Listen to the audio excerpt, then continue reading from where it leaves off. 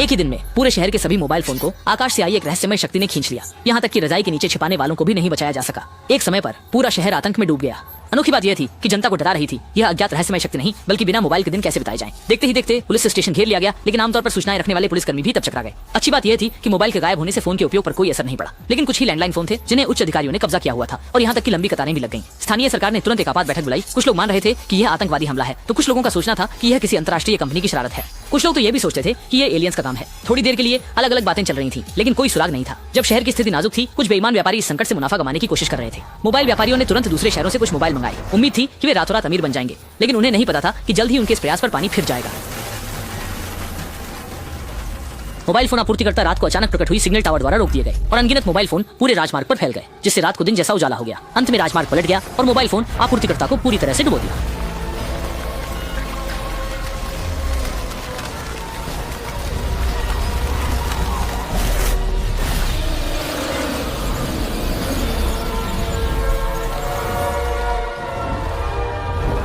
लगातार हुई दो घटनाओं में हत्यारा गायब हुए मोबाइल फोन की ओर इशारा करता है, इसलिए वाही ने एक चिप को पुराने मोबाइल फोन में प्रत्यारोपित किया, फिर उसे पुनः सक्रिय कर संकेत भेजा।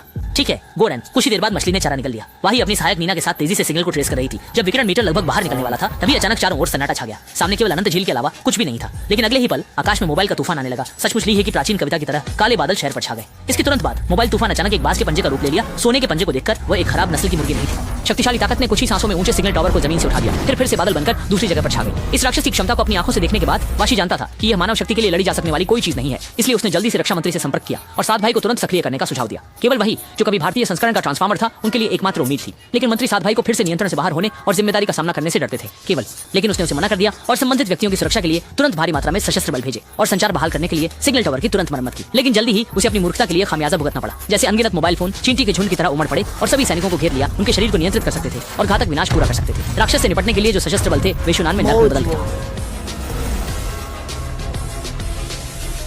और इस समय पास ही सूचना मंत्री की स्थिति भी बेचैनी भरी थी। बाहर एक पूरा सशस्त्र बल होने के बावजूद उन्हें कोई सुरक्षा महसूस नहीं हो रही थी। जल्दी ही एक मोबाइल खिड़की तोड़कर अंदर आ गया। वही थी उनकी वो तांबे की सुनहरी मोबाइल जिसमें हीरे जड़े थे। सूचना मंत्री के चेहरे पर गर्व था। उन्हें लगा कि शायद वह राक्षस उनसे डर गया है और इसलिए उसने अपना मोबाइल लौटा दिया। लेकिन अगले ही पल मोबाइल स्वचालित रूप से सक्रिय हो गया और हमिंग का रूप ले लिया। थोड़ी देर बाद सूचना मंत्री को इलाज के लिए अस्पताल भेजा गया। भाग्य के हाथों गला घुटने के कारण वह जल्द ही दम तोड़ गए और उनके पेट में मौजूद मोबाइल फोन ने जैसे अपना कार्य पूरा कर लिया हो, तेजी से पेट से बाहर निकल आया और चला गया। बस सभी को हक्का बक्का छोड़ गया। अपने अधीनस्थ की दुखद मौत का प्रत्यक्षदर्शी बने रक्षा मंत्री अब शांत नहीं रह सके और वासी को तुरंत 7D को सक्रिय करने का आदेश दिया। भयभीत उन्होंने अब जिम्मेदारी का उल्लेख नहीं किया। लेकिन जब मानव की सैन्य शक्ति का भालू कारण से सीधा सामना हुआ तो केवल जमीन पर दबाए गए चीखने की आवाजें थी।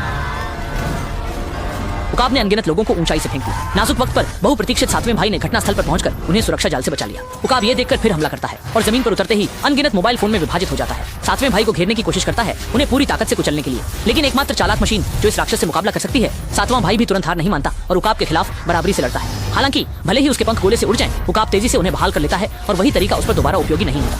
भाई एक बार बचने में असमर्थ रहा और लाल बादल ने उसे निगल लिया। लेकिन ये रोबोट इतनी आसानी से नहीं बचता। सातवें भाई ने छोटी कार के ईंधन टैंक को खोला, फिर चिंगारी से आग लगाई। क्षण भर में विस्फोट की शक्ति ने ईगल को चूर-चूर कर दिया। चारों ओर अवशेष बिखर गए। लेकिन जैसे कनखजूरा मरकर भी तुरंत नष्ट नहीं होता, मोबाइल ने जल्दी से तितली का रूप ले लिया और नृत्य करने लगा। पल भर में फिर से ईगल के रूप में बहाल हो गया। लेकिन सैबरी की ऊर्जा अपने चरम पर पहुंच गई थी। उसने पूरी ताकत से एक शोध संस्थान की ओर दौड़ लगाई। उसके पीछे से चील ने फिर से अपने नुकीले पंजे से हमला किया। लेकिन अजीब बात यह थी कि वह शोध संस्थान के पास नहीं जा सका। उसे हमेशा एक अजीब ऊर्जा की परत के बाहर रोक दिया गया और अंत में वह निराश होकर चला गया। बाद में जब डॉक्टर से पूछा तो पता चला कि यह एक बाहरी अंतरिक्ष जीवन का पता लगाने के लिए इस्तेमाल किया जाने वाला सिग्नल टावर है। यह अंतरिक्ष से सकारात्मक ऊर्जा को अवशोषित कर सकता है। यह सुनकर वाशी के दिमाग में जैसे रोशनी छा गई। असल में यह महाश्वक नकारात्मक ऊर्जा से बना है। बस पर्याप्त सकारात्मक ऊर्जा के साथ समाप्त किया जा सकता है। इसलिए रातों रात एक छोटा संकेत टावर बनाया। हाल की विचित्र घटनाओं में सुराग देखा। दिवंगत प्रोफेसर के घर में वाकई खोज लिया। पूरे क्षेत्र में मोबाइल फोन बिखरे हुए थे और हार मानने को तैयार नहीं वो राक्षस फिर से शौर्यवांशिल का रूप लेकर दृढ़ता से प्रतिरोध करने लगा। तीव्र ऊर्जा क्षेत्र ने धीरे धीरे मोबाइल फोन की परतों को कमजोर कर दिया। जिससे पहले जो मोबाइल फोन तेज हवा के साथ समाप्त हो जाते थे, उन्हें अंततः जीवित रहने की उम्मीद मिली। जल्दी ही बड़े आकार के ईगल ने पुनर्निर्माण को बचा लिया, लेकिन फिर भी दृढ़ता से प्रतिरोध करता रहा। विघटन के क्षण में एक विशाल अंडा बन गया, जिसे एक मोबाइल फोन से बना मानव आकृति प्रकट हुई। स्क्रीन के बदलते समय में यह पता चला कि वह दिवंगत प्रोफेसर है। मूल रूप से वो एक पक्षी प्रेमी वैज्ञानिक थे जिन्होंने पर्यावरण की रक्षा के लिए और पक्षियों की सुरक्षा के लिए अपना जीवन समर्पित किया था। लेकिन जब से अपने देश में लाया गया था, मोबाइल फोन तकनीक की बढ़ती प्रगति के साथ सिग्नल टावर बड़ी संख्या में बनाए गए। लालची व्यापारी अधिक लाभ के लिए सिग्नल टावर की फ्रीक्वेंसी बार-बार बदलते रहे, जिससे पक्षियों के मस्तिष्क तरंगों के संकेत प्रभावित हुए और बड़ी संख्या में नुकसान हुआ। कभी चहचहाते पक्षियों को देखते हुए अब केवल एक बार प्रोफेसर वांग ने उनके लिए न्याय दिलाने का निर्णय लिया। लेकिन एक के बाद एक आने वाली अंधकार में बाधाओं ने फिर से उनकी समझ को चुनौती दी। गुप्त तरीकों ने उच्च आवृत्ति संकेत को सामान्य बना दिया। मुकदमा हारने के बाद प्रोफेसर में जीने की हिम्मत नहीं बची।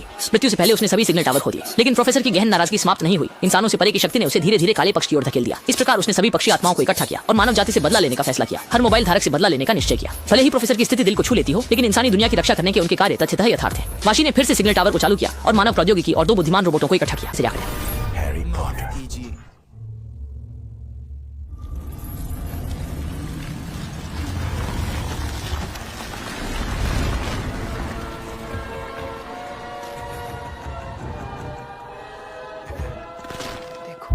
ये चील जैसी आंखों वाले आदमी ने आसमान की ओर देखकर उंगलियों से चुटकी बजाई। सभी दर्शकों के मोबाइल अचानक हवा में उड़े अच गए। स्क्रीन पर एक ही चैनल दिखाई दिया। आदमी ने भीड़ में से एक लकी दर्शक को चुना और उसे जोर से स्टेडियम के केंद्र में फेंक दिया। फिर दोनों हथेलियों से आसमान की ओर इशारा करके आचार करने लगा। आसपास के सिग्नल टावरों की ऊर्जा इकट्ठी होना शुरू हो गई।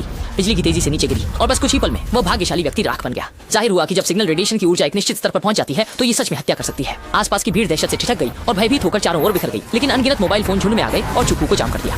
मौत बर्फीले आदमी यहाँ के 80,000 लोगों को सब खत्म कर देना चाहता था। संकट की घड़ी में आयरन मैन जैसा दिखने वाला अंकल छेद से अंदर आया और आदमी को शरारती मुस्कान के साथ घूरने लगा। छोटे पक्षी थे।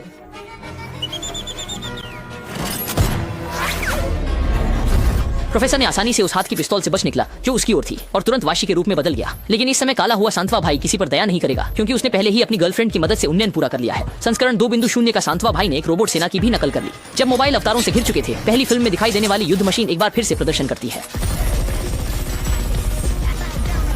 सातवां सम्राट एक अकेला पूरी सेना से लड़ता है, जरा भी पीछे नहीं हटता। लेकिन अगले ही पल ठंडी हवा तेजी से चलती है। प्रोफेसर की असली विशाल चील आखिरकार प्रकट होती है और सातवें सम्राट की संयुक्त सेना से दूरी पर मुकाबला करती है। पल भर की अग्नि मुठभेड़ से दोनों ही बराबरी पर नहीं रह पाए। सातवें सम्राट की सेना ने आकार बदला, एक बड़ी जाल बनाकर बाज को नीचे दबा दिया। शक्तिशाली गोलीबारी लगातार जारी रही और बाज के लिए हिलना भी मुश्किल था। लेकिन 72 परिवर्तन सिर्फ सुम्बुकों की ही खासियत नहीं है। बाज अचानक टूटकर पिंजरे के बाहर एक विशालकाय प्रोफेसर के रूप में फिर से जुड़ गया। सातवें सम्राट ने यह देख मुस्कुराते हुए हल्के में लिया और सेना ने तेजी से अपना आकार बदलकर एक बड़ा अक्षर बनाया। सभी धातुओं को इकट्ठा कर कुछ ही पलों में एक ऐसे लोहे के आदमी में बदल दिया जो दानव से भी ऊंचा था और उसने अपने लिए 8 एब्स भी बना ली।